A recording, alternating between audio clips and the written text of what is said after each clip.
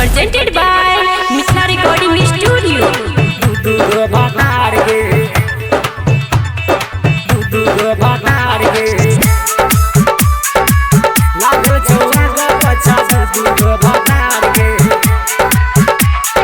DJ Om Shankar Parsa Pokhar भिंडा घोरही पलो रही चलाबो कोन यार गे घोरही पलो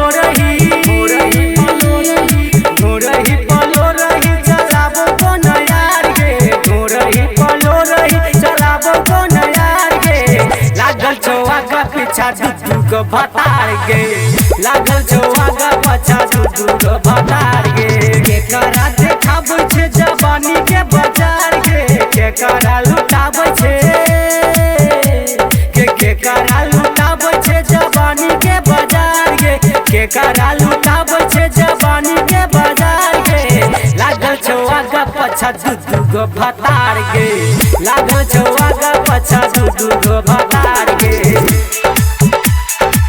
दू गो भतार गे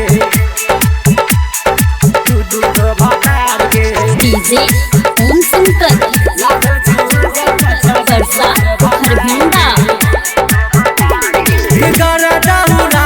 छै 18 उमर में केकरा से मिले छै तू छौरिया सागर में ये गरा दौरा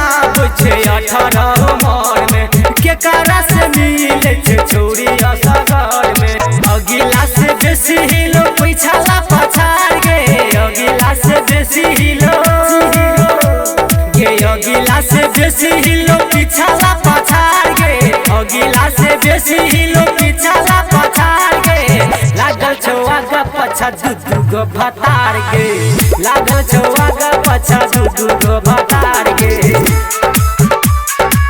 दू गो भतार गे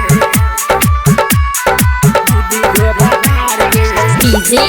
ओम शंकर लागल छौ आगा पछा परसा पोखर भिंडा